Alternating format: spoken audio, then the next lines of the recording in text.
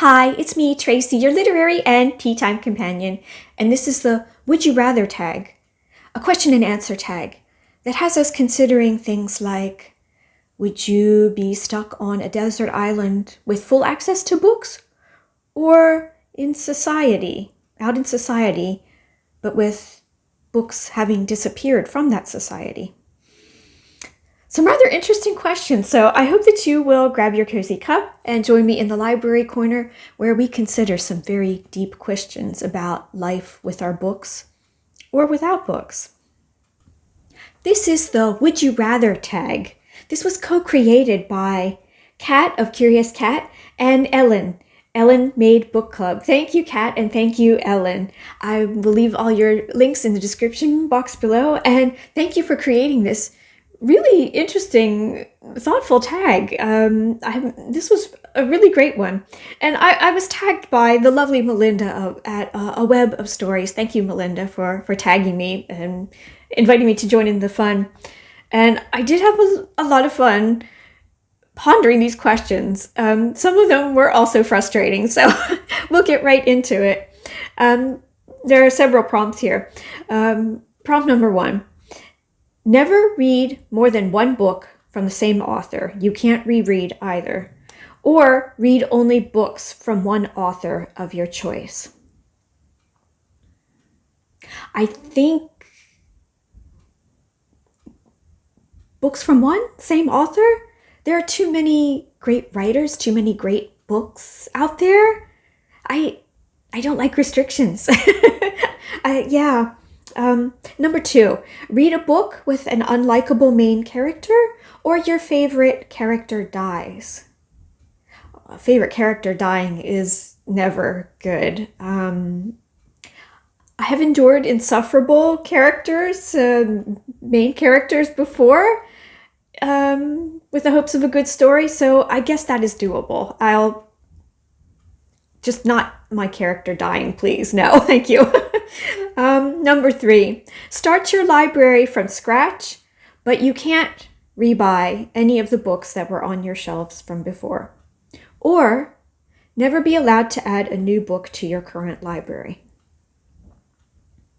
While the dream library does appeal, I would have to say not be allowed to add new books to the library. I often joke that I one of the booktubers with the tiniest library, and that's okay. I'm okay with that. As long as there is some access to books, I'm fine. I'm okay with owning less. Yes, that's okay. Number 4, your favorite author never publishes anything new or only published bad books from now on. Ooh. I've not experienced an author whose writing I appreciated suddenly turned bad. There was always something still to enjoy. This is tough to answer. I guess I could live with my favorites no longer publishing. But am I actually answering this question? This one was hard. I would just still read the authors. I would just still read them. I can be devoted like that. Number 5, read only one of your favorite genres, or read as widely as you want, except in that one favorite genre. I like variety. So any reading I'm able to do widely, yes. If you've been here for a little bit, you know I'm a multi-genre reader. I can't be contained. I don't know how to be contained. That was a hard question. I'm not sure if I answered that one correctly in any coherency either.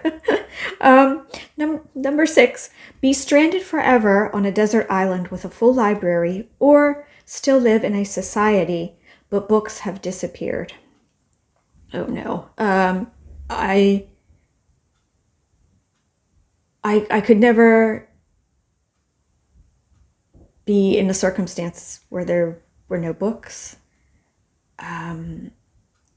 But stranded with a library, yes, I would be fine, but I couldn't live in a society where books had disappeared entirely. No. The desert island with books was probably my teenage dream once upon a time. So definitely the desert island with a full library. Number 7, SFF. Read only 5-star series, but they're unfinished, or read only thick standalones with a bunch of info dumping. While I do love a series, something that's finished does appeal.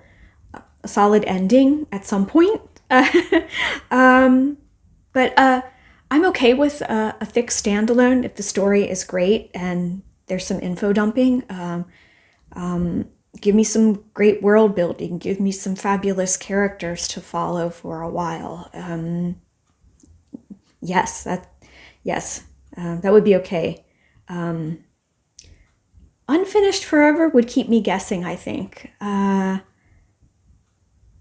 But then I could use my imagination to fill in the gaps. So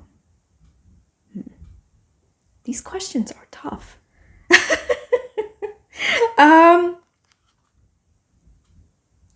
Kat and Ellen, you did a great job with this tag.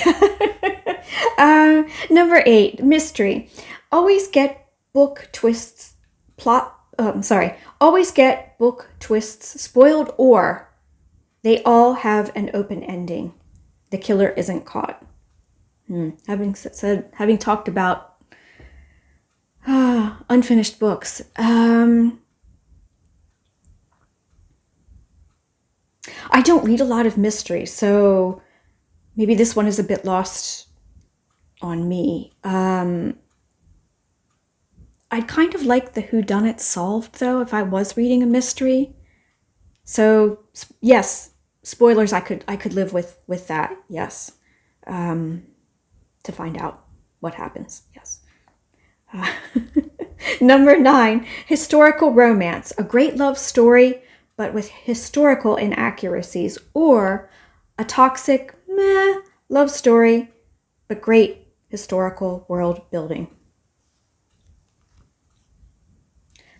I love history, and I love stories that have historical links. I don't read a lot of historical romance, exactly.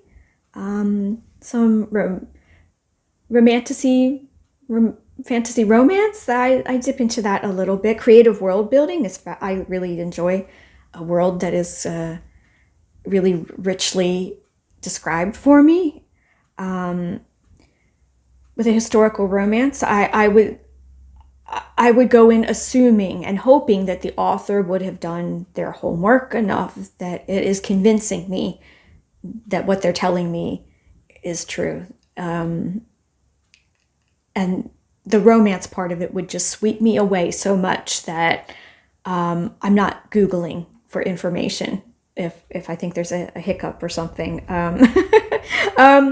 And if it's an imagined world, and the love story is great, I want the whole world building and the love story to sweep me away. Did I answer that one, actually? Are you following along with me? Is anyone still here? Bless you if you are. Number 10, read a book that has the best characters, plot, writing. You can only choose one, but none of the others. I would choose characters. I do appreciate great writing, but it's the characters. I like a character that kind of really sucks you in, that you care about, live alongside for a while, and be along with them for whatever journey that they're on. A good plot helps, writing, yes, but ultimately it's the characters, living vicariously a little bit through the characters. So I'm a character-driven reader. And number 11, have a friend who loses your books or mistreats them, stains them, breaks the spine.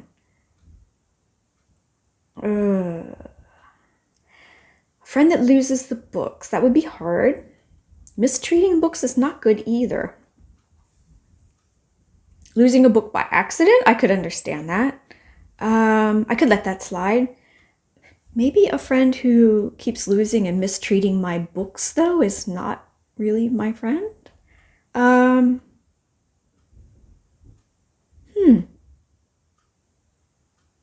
I'd give them the benefit of the doubt. Am I answering this question either? Okay, they can lose the books, and if it's by accident, that's okay. I'd rather that they didn't kind of wreck the books, though. Mistreating the books, no. And number 13. No, I'm sorry. Number 12. Never be allowed to visit a bookstore again or be banned from all the libraries in the world. Oh no, really? That one is extreme. I could live without going into a bookstore. That would be really hard. That would rip out part of my heart there, I think. But to have, I would need library access to keep living. Yes, I need to be able to go to the library. Yes, I have to have the library. Bookstore, I'll take library. That would be more enduring for me. Yes. And number 13, everyone hates your favorite books or everyone loves the books you hate. Hate isn't really a word that I use. Folks are welcome to dislike what I'm reading.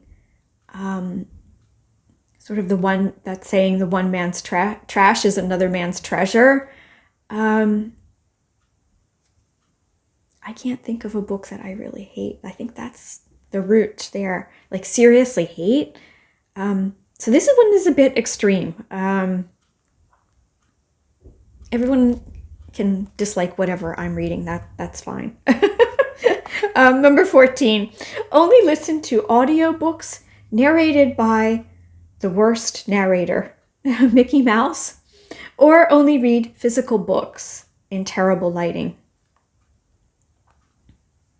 Honestly, I have turned down many an audiobook because I did not enjoy the narration. I feel like the person reading it really does make the experience, I think, which is why you don't actually see me talking about audiobooks that often. I don't really use audiobooks too much unless it's something I can get through the Libby app and it's only in the audio format. It's very rare. That said, I think audiobooks provide a great service for those who enjoy that or need it. I think it's fabulous. Audiobooks are really great. But bad lighting is not good either. I've been myopic my whole life. I've used glasses my whole life. So destroying my eyes any further would not be a good idea. I guess I will put up with Mickey Mouse reading Pride and Prejudice to me. The audiobook by the worst narrator, I'll go for that rather than ruin my eyesight. And number 15, books from the same series, collection that don't match, or read books printed in a tiny font. Like the previous question, eyesight is precious, so I have turned down books where the font is too small. I've put them back on the shelf at the bookstore or returned them to the library, hoping for something different. I've turned down books sporting too small a font, and I really don't want to ruin my eyesight any further. So no tiny fonts. Mismatched collection, yes, I'm fine with that. I don't need to be matchy-matchy. No, and anything that kind of almost leans a bit toward the wabi-sabi, then I'm very okay with that. Number 16, never post another YouTube video or never watch YouTube again. And of course, tag your BookTube friends. Oh, wow. I think I could live without creating or uploading more videos. I've done it before. I'm still new here. But I would miss watching my friends here on YouTube, and just YouTube is a great resource for learning things, for example. So yes, I would still want to be able to watch YouTube. If I had to retire from BookTube for whatever reason, I could live with that. Yeah, yeah. Oh, this was hard at times, but also very interesting to consider. So thank you, Kat, and thank you, Ellen, for this tag, and thank you, Melinda, for tagging me. And I will tag some lovely friends in the description box, and hope you will join me in playing along with this tag. And if any of you who are watching would like to join in on this tag, please do. Please let me know your thoughts about these questions. How would you do with a desert island library?